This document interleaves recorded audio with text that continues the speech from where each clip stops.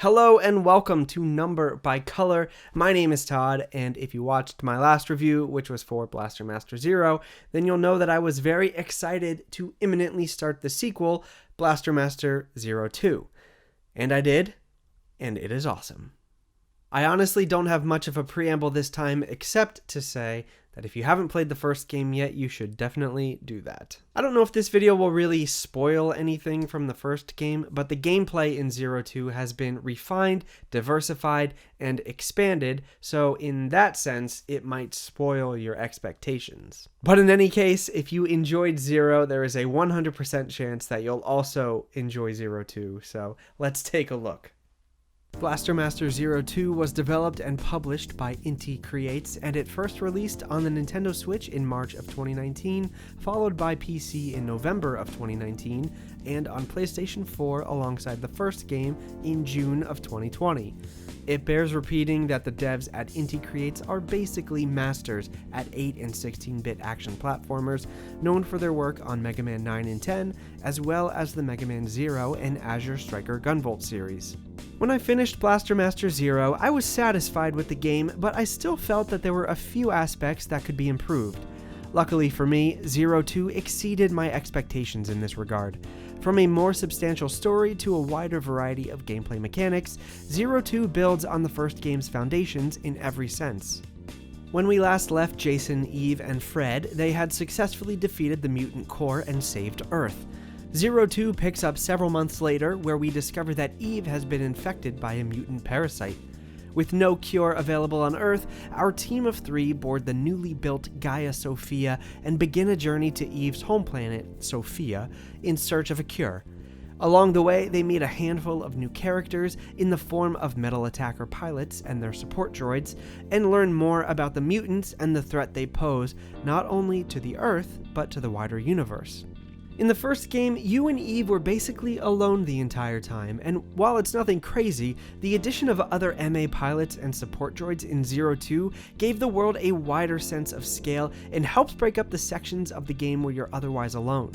And I actually found all the characters to be likable in their own way, even if most of them try to kill you when you first meet them.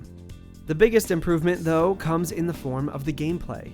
If you're somehow unfamiliar with the gameplay of a Blaster Master game, there are basically two main types of exploration: piloting your vehicle in a 2D space with action and platforming, and controlling Jason in top-down environments with run-and-gun style shooting.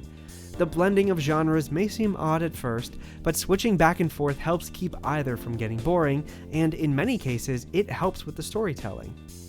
Much like the first game, when you're in G Sophia, you'll have a range of primary and secondary weapons at your disposal. Your total choice in weapons is lower this time around, but I found more of them to be useful, so I'd say it's a fair trade-off. One of the bigger changes to your tank is having an SP gauge instead of 8 ticks. Additionally, you can now restore SP by falling from high drops, which makes it easier to decide to use special attacks, knowing you can always regain SP without needing to search for restorative items. This may sound like a way to make the game easier, but trust me, it's not.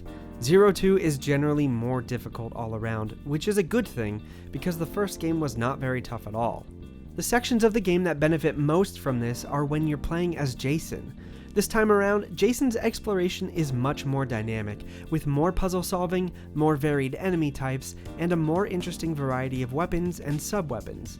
And now, Jason even has a counter-attack move, which is crucial in many situations. In general, I found playing as Jason to be more satisfying in Zero 2 because the game gave me more reasons to explore his moveset. And even though I didn't consistently use every one of his weapons, I again found a higher percentage of them to be effective when compared to the first game. So yes, playing as either Sophia or Jason provided a much more satisfying experience, but the glue that held everything together was the framework connecting these pieces. Instead of the entire game taking place on one planet with separate areas to explore, Zero 2 instead expands into space. As you find maps and coordinates, you unlock new planets and planetoids to explore. Each planet feels unique, and each has its own quirks to discover. You'll still be looking for maps, upgrades, and bosses, but these things are no longer limited to the caves of the first game. For example, Many of the health and SP upgrades will be found on planetoids, which are smaller areas that typically have one upgrade apiece. It may sound tedious to have to travel to new places all the time, but I found it to be a fun and rewarding way of handling exploration. And unlike the first game, 02 shows you exactly what you're missing on each planet, which is really convenient for going back to search for the items you missed the first time around. It also gives you a sense of progress with every new planetoid you clear, and that is a great motivator to continue playing. But now let me double back to the difficulty. I mentioned earlier that this game is generally more difficult than the first, and that comes down to level design and boss battles. Some areas in this game require a more thoughtful approach. That may not sound like added difficulty per se, but having to think a little harder about how to navigate through an area makes getting through feel like something you've worked for and not just a given. It never got to the point where I couldn't figure it out or that I kept dying in a cheap way, but thinking about my approach made me feel more engaged with the game. Although there were still a few times where platforming as 2D Jason can be really frustrating. The boss battles are also a lot more satisfying and varied. As G Sophia, you'll fight a ton more big battles than the first game, and some of them require thoughtful use of your sub-weapons. There were a few that felt a bit unfair, but for the most part, the tank battles were more enjoyable, especially the battles against the other MA tanks. Kinda reminded me of Mega Man in a way. Speaking of Mega Man, there was actually a nice callback to that series in this game, when you have to fight a handful of the bosses you've already defeated for a second time in quick succession. As Jason, boss battles can no longer be beaten by simply using the most powerful weapon on its own. Bombs and counterattacks are vital against many of the encounters you face, especially with some of the faster or more trigger-happy enemies. A lot of the bosses have specific weaknesses that can be exploited, and I appreciated having to experiment with the weapons I had. There was one boss I encountered while playing through the true ending that took me about 15 minutes before I even figured out how to damage it, which got me pretty annoyed, but other than that, none of the bosses really got on my nerves, even the ones I had to try multiple times, which is a good thing. All in all, the gameplay changes in 02 are only positive in my opinion. Splitting environments to multiple planets allowed the developers to create more interesting places to explore. Moving upgrades to planetoids gives incentives to search every base planet for all the maps, and the addition of puzzle elements and boss battles that required more strategy made conquering each new area all the more satisfying. It's old news at this point, but pixel art done well is my favorite aesthetic for video games, and Blaster Master 02 does a really nice job at continuing the design from Blaster Master 0. There are some reused assets from the first game, but overall I liked the diverse environments, enemy designs, and attack animations. There were a few instances while exploring as Jason that I thought some of the environmental art looked unpolished, but it never lasted long enough to hinder my experience. And Jason's new outfit is so much cooler that I mostly wanted to look at him anyway. The trophies in 02 are a bit similar to the first game in that you'll have to play through multiple times to get them all.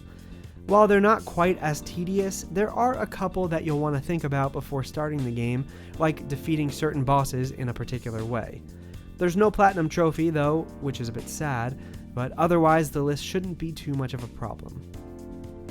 Much like with the first game, Blaster Master 02 is a great time, and it's pretty short too, so it makes a good weekend game or something to play while you take a break from bigger, meatier games.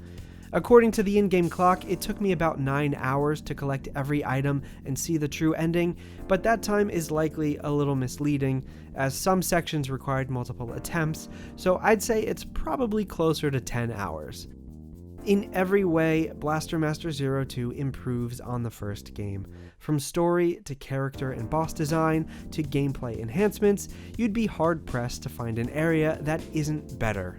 My recent kick of playing games with 8 and 16-bit aesthetics seems to continue unabated. At the start of the year, I wasn't expecting to have played so many of these games, but with The Messenger, Cyber Shadow, and now Blaster Master 01 and 2, it seems like this will be one of the defining themes for me for early 2021. The funny thing is, I already have at least 1 or 2 other games of this kind in mind to play this year, so expect to see more. But I digress. If you couldn't gather from this review, I had a ton of fun with Blaster Master 02, and with the third game due out this July, you can bet that I am more excited than ever to get back into into it with Jason, Eve, and Fred. But until then, there are many other games waiting to be played, not least of which a couple of PS5 exclusives, something we have been sorely lacking thus far.